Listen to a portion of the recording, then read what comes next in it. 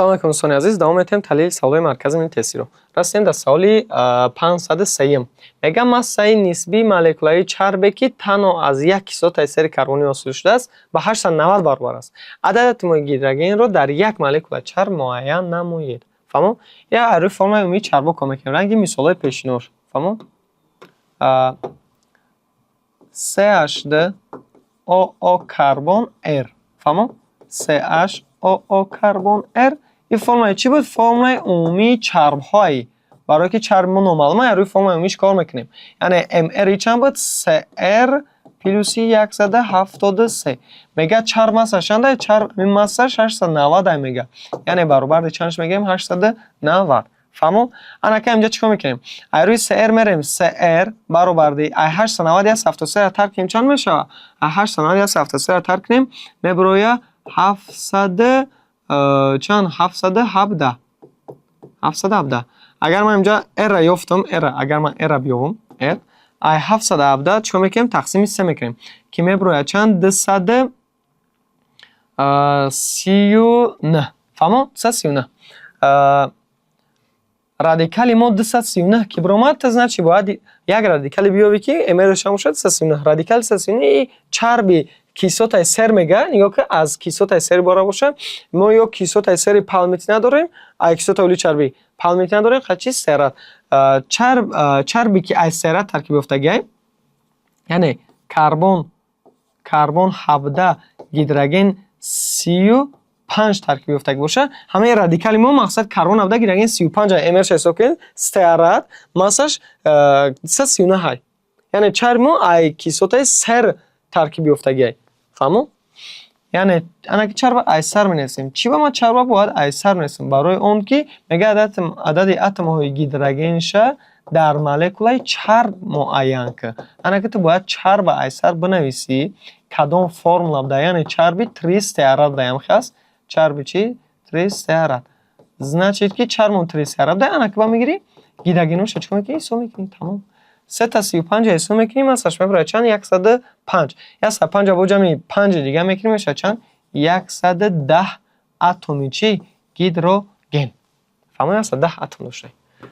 جواب اس 504 با این هم خیلی با هم خیلی روی فرم کار میکنی از کیسوتای ناصری کربن ترکیب یافته. فهمیدین با هم خیلی رنگ هم کار میکنی CH2 OO کربن خی R CHOO کربن با R CH2 او کربن R یعنی Rش نامعلومه که مقصد الان فرمول عمومیش که میگیم 3R پلوس 173 که این R چند دیگه 884 برابر دی 884 چند دیگه 884 تمام اینقدر روی 3R میریم با 3R برابر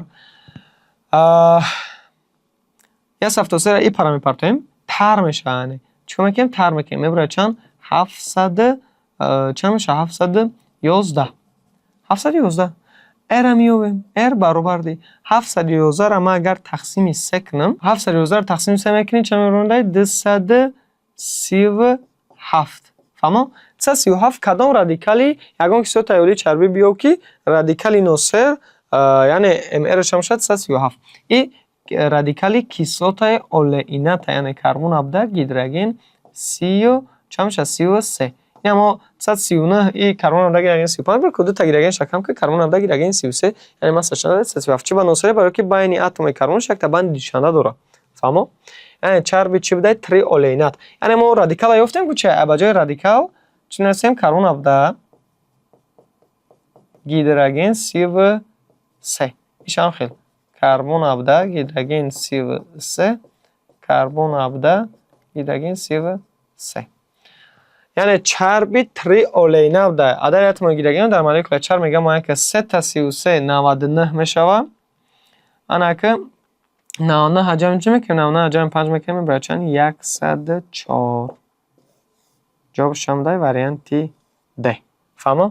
دلش بریم دلشی 505 سوال برای پورا گیدروژنوندن یک مول چربی مایع که در ترکیبش باقی مانده کیسوتاهای اولئینات، لینولات و لینولنات دارد چند مول گیدروژن صرف میشود. چرب گفتن ما چرب گفتیم که از گلیسرین عبارت و کیسوت اولی چربی. یعنی کیسوت اولی چربی شخصش داده نه. میگه که از چی عبارته؟ از اولئینات، یعنی از کیسوت اولئینات، لینولات و لینولنات عبارته. تمام همون چرب همون کیسوتا رو می‌نویسه. این اولئینات چه؟ کربن 17 گیدروژن 33.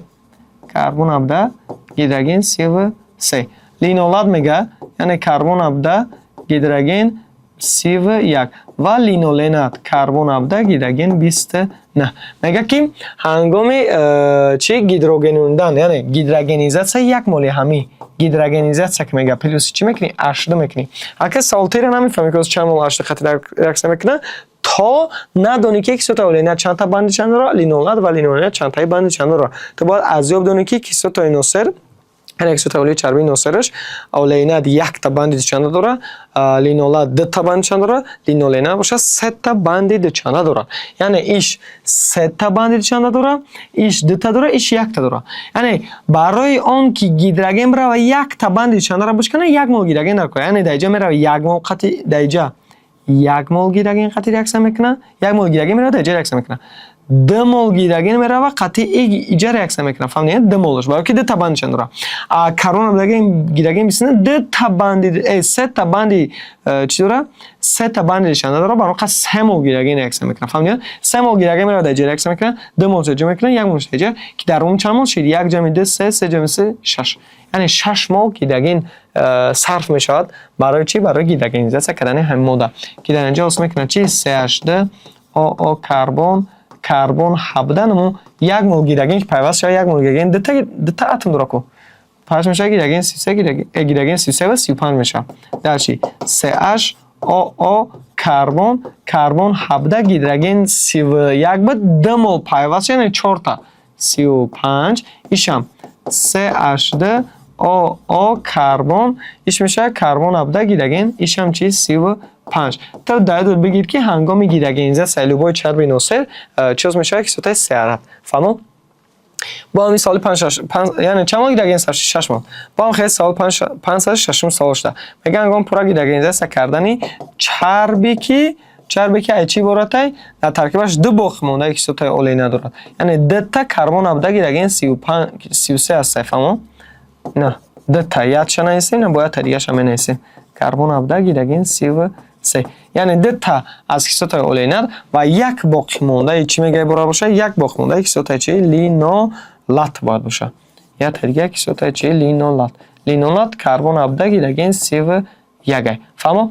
گیدروژنیزاسیونش میکنه ما گفتیم که لینولنات 1 تا بند چند داره یعنی 1 مول گیدروژن در اینجا ریاکسیون میکنه 1 مول گیدروژن دیگه در اینجا ریاکسیون میکنه در اینجا باشه 2 مول گیدروژن ریاکسیون میکنه 2 مول 1 مول چند مول میشه 4 مول یعنی در اون 4 مول گیدروژن در کره 1 مول دیگه میره 1 مول دیگه میره 2 مول دیگه چی در اینجا میره که در اینجا اسم میکنه چی چربی تریسترات. فهمو؟ ای چربی سیارت اسم میکنه کربن 17 گیدروژن 35 او کربن 17 گیدروژن 35 ایشم CH2 او کربن 17 گیدروژن 35. فهمو؟ یعنی چند مول گیدروژن صرف شد 4 مول گیدروژن صرف شد سالی 507 برای پورا گیدروژن 1 مول چرب مایعی که ایران با همون چرب او کربن 17 گیدروژن میگه که تنها باقی مونده کیسوتگی اولئینات داره یعنی تنها باقی مونده کیسوتگی چه ای اولئینات ای چی اولئینات تمام کربن 17 گیدروژن 33 با یک تا دیگه کربن 17 گیدروژن چی باید نسیم 33 نسیم که تو میدونی باید کیسوت اولئینات 1 تا بند پی داره از اینچه 1 مول گیدروژن ریاکسیون میکنه قطعی 1 تاش قطعیش 1 تا در اون 3 مول گیدروژن در کنه که در اینجا چی اسم میشه کیسوت تریسترات. فهمو؟ کربن 17 گیدروژن 35 خیلی دیگرش هم میگیری کربن 17 گیدروژن 35 کربن 17 گیدروژن 35 می‌نویسی چند مول گیدروژن صرف میشه 3 مول گیدروژن صرف میشه وریانت اس. سوال 508 ماسه مولکولوی نسبی ماده ارگانیکی رو که هنگام ترشوی شیری گلوکوز اسم میشه ترشوی شیری گلوکوز ترشوی شیری در چی گپای ترشوی شیری گفته کربن 6 گیدروژن 12 او 6 اینا میگن گلوکوز هنگامی که ما در ترشوی شیری میکنیم ترشوی چی شیری ترشوی شیری میکنیم در اینجا کیسوت شیر باز شده کیسوت لاکتات کربن 3 گیدروژن 6 او 3 д молекулаи кислотаи шир ҳосил мешавад. фаҳмо мега агар туршавии ширӣ массаи молекулавии нисбии моддаи органикиро муайян кунед. ҳамин кислотаи шир яъне кислотаи лактат массаи молекулавиша ҳисоб ки мега массаи молекулавии кислотаи лактат 90 бисёр ҳамин талабон ҳамин мераванд хато мекунанд. чикор мекунанд? вақте ки массаи молекулавӣ яъне 3 та карбон 6 та гидроген 3 та оксиген ҳисоб мекунанд, ҷамъ мекунанд, 90 мебаранд, бо мегӯянд 90 аз зарби 2 мекунанд. ҳеҷ вақт 90 аз зарби 2 накун. кай 90 аз зарби 2 мекунӣ? вақте ягон масъала кор карди x грамм монди такша массаша неси, хай 90 карда мекунӣ. яки дар инҷа просто чӣ бурасай массаи молекулавӣ. вақте ки тара массаи молекулавӣ ки гуфт модда коэффициент дар кор нестай дар ин вақти зарб тақсим кардан. фаҳмо? просто ҷавобаш мешавад 90. фаҳмо агар зарби 2 кунӣ 80 дора ҷавоб дидасӣ ки ҷавобаш нестай. ҷавобаш 90 ай. соали 509 массаи молекулаи нисбии моддаи ки ҳангоми туршавии спиртии глюкоза мега. яъне глюкозаро менависем карбон 6 гидроген 12 O6 туршавии спиртиш мекунем. хамира турши содаш барем. туршавии спирти ҳосил мешавад чӣ? спирти этил ва чӣ CO2 д-таи CO2 ва д-таи этанол. мега массаи молекулаи моддаи органикишо муайян кунед. хай моддаи ғайриорганикиро ҳисоб намекунем. моддаи органикиш этанол ай. массаи молекулаи шонда 46. бо зарби 2 накунед ҷавобаш мешавад 46. тамом бе ягон зарби 2 дар массаи молекулаи коэффициент ба назар гирифта намешавад. соали 510 дар вақти ба 0,4 мол этиленгликол бо миқдори барзиёди калий таъсир кардан. этиленгликол чи ай? этиленгликол агар даётон боша этандиол 1 буд. фаҳмо? этиленгликол чи буд? этандиол 1 бо миқдори барзиёди калий яъне 2 мол калий рақс мекунад. ҷои д тамин гидрогенҳоро мегирад. чӣ ҳосил мекунад? CH2 O калий O калий плюси чи H2 тамом реаксия баробар. 0,4 мол этиленгликол понишан мол мешавад 1 мол барои коэффициентш 1 ку. бо миқдори барзиёди калий таъсир кардан чанд литр гидроген хориҷ мешавад? x литр понишан мешавад 22,4 литр. тамом инҷа литра меёбем. яъне 0,4 зарби 22,4 тақсими 1 мекунем ки x мо чанд мебарояд? 896 литр. фаҳмо? 896 литр гидроген хориҷ мешавад. ҷавоби дуруст варианти S. соали 511 ҳангоми туршавии спиртии 0,2 мол глюкоза чанд мол оксиди карбони чорнита ҳосил мешавад?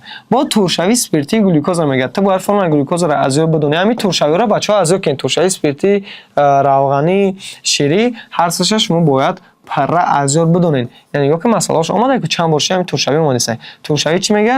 ширӣ. туршавии чи? спиртӣ.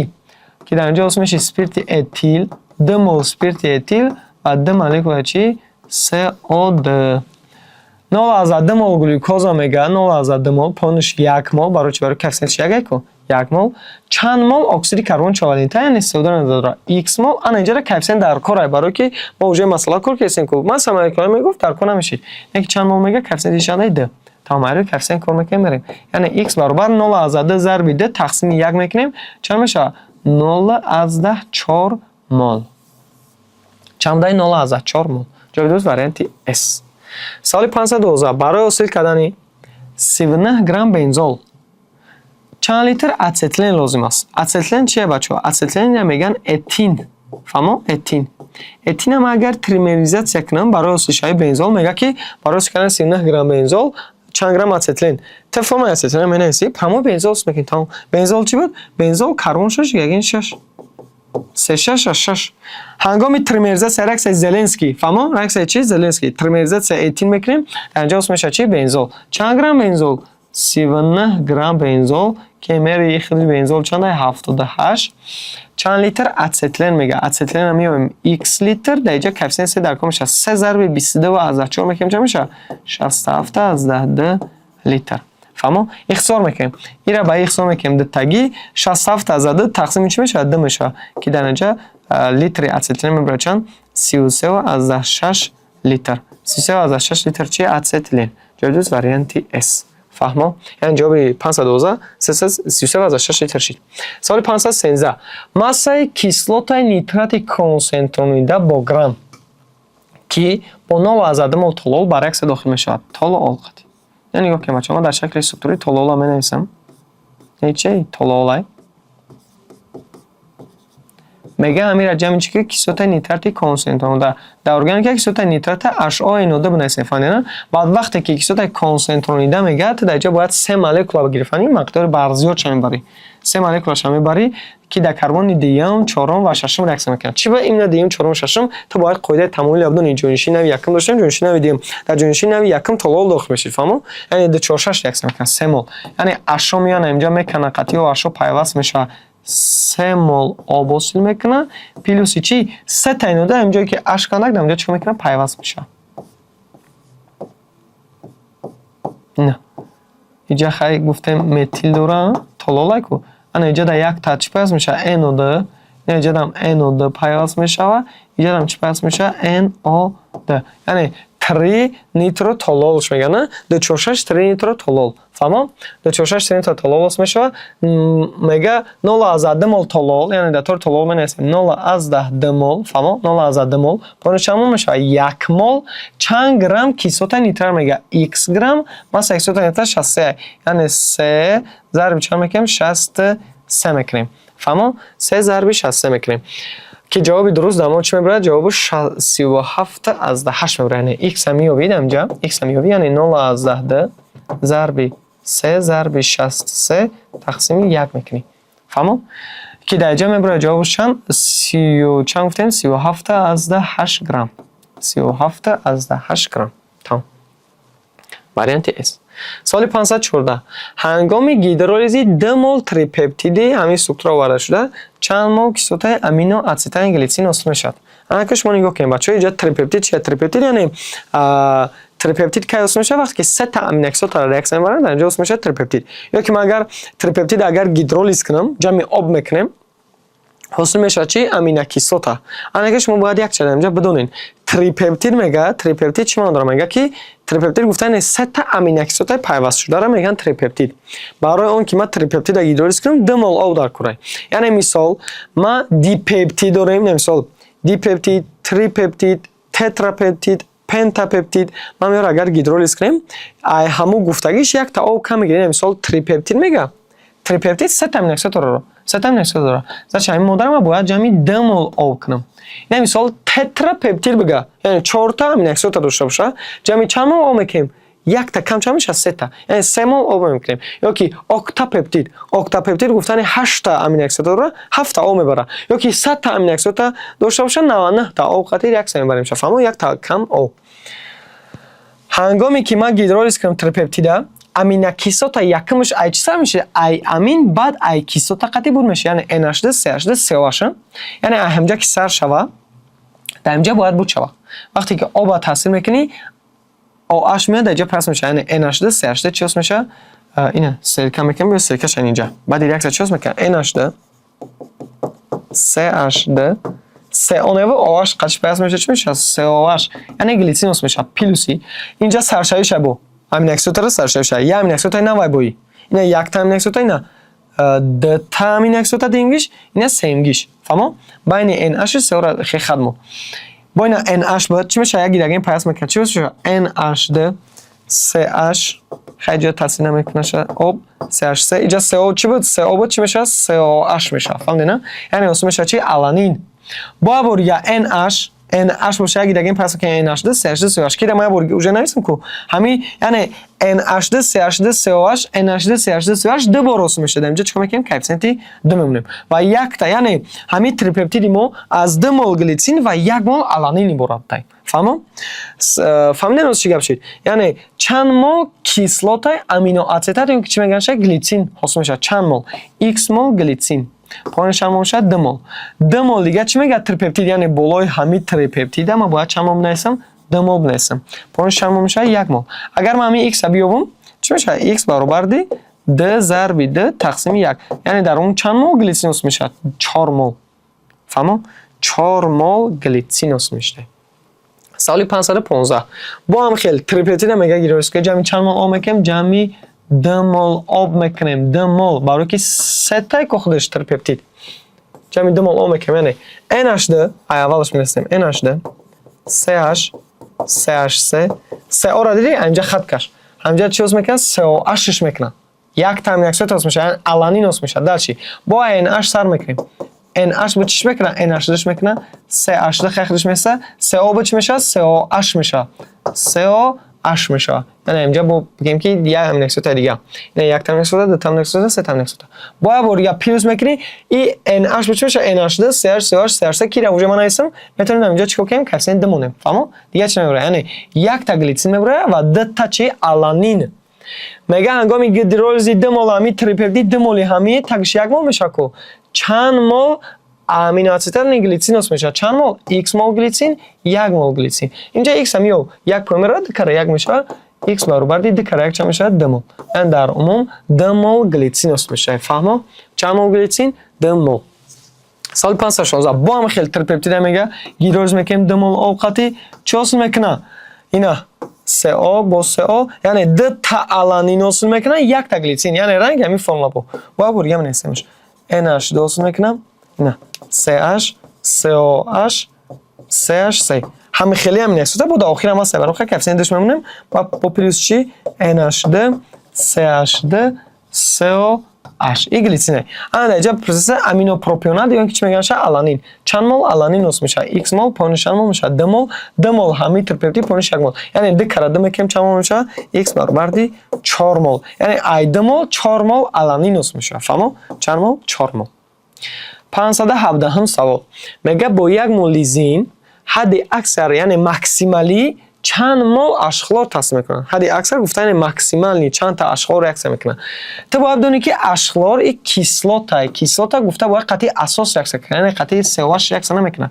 قطعی اساس هاش ریاکسیون میکنه قطعی چی ریاکسیون قطعی نشده یعنی اما جمعی اشخلور کنم اگر همیره جمعی چکنم اشخلور کنم همین دو مولگی اشخلور میره چی با وقتی یک مول اشخلور میره قطعی اینش ریاکسیون میکنه یک مول دیگهش میره قطعی ایش ریاکسیون میکنه فهمیدی نه که امورا چی میکنه NH3 میکنه NH3 میکنه CH ده CH ده CH ده CH ده CH COH اینجا چی NH3 میکنه اینجا برای چی برای یک دیگه نپس میشه یک دیگه نه خیلی با امونی کاتیونی ذره دی امونی حس میکنه میگم خلور دو تاس میکنه فهمو یعنی دو دیگه خلور میبره قطش پیاس میشه یا که NH3 خلور نیست خطاگی کاملا نیست یک مول لیزین حد یک سمتسمالی چند مول اشخلور با یک مول لیزین ریاکسیون کرد دو مول اشخلور فهمو چند مول اشخلور دو مول اند اینجا میگه با دو مول کسوتا اسپارگینات دو مول هم کسوتا اسپارگینات چند مول ناتروش ریاکسیون میکنن این ناتروش اساسای قطعی چی باید ریاکسیون کنه قطعی کیسلوتاش یعنی اینجا می ناتری OHش میکنیم همین کیسلوتا یعنی CO ناتری را COH چی میکنه CO ناتری میکنه فهمو CO ناتری CH ده CH CO ناتری اینجا چی NH ده یعنی پیلوسی با دو تا دیگه چی واسه میکنم آب واسه میکنم یعنی چند مول ناتروش میرفته دو مول میگه با دو مول کسوتا اسپارگینات پونش یک مول چند مول ناتروش x مول دو مول x برابر دو کرده چند مول 4 مول ناتروش یک سه میکنه فهمو چند مول ده 4 مول 519 سوال با دو مول کسوتا گلوتامینات هم دو تا COH داره چند مول کالیوش اینم خیلی با یا جمع کالیوش میکنیم با هم خمیشه اینم دو مول کالیوش عکس میکنه دو مول کسوتا اسپارگینات CO کالی میکنه کو پونش یک مول با دو مول کسوتا گلوتامینات چند مول کالیوش چرا x مول پونش دو مول دکارده چند میبره x برابر خیر اکسش نه سخران گیر اکس میشه یعنی CO ناتری پروسکی چه میشه CO کالی چند مول میشه دکارده میکنه برابر 4 مول فهمو یعنی 4 مول کالیوش تاثیر میکند یعنی این بود این قدر تستی که تا 519 سال ما گذاشتیم در مرکز تستی یعنی از قسمت 40 فویزش 519 تا سال 519 هم تستای چیه تستای ارگانیک یعنی ما با می تستای ارگانیک کاربرد کردیم دوم ویدیو درباره چی میشه درباره موافقت‌های 40 فویزه اوج ما تستا را بود کردیم پولنی در قسمت سوالای موافقتش رسیدیم فهمو تشکر بعد خدمتتون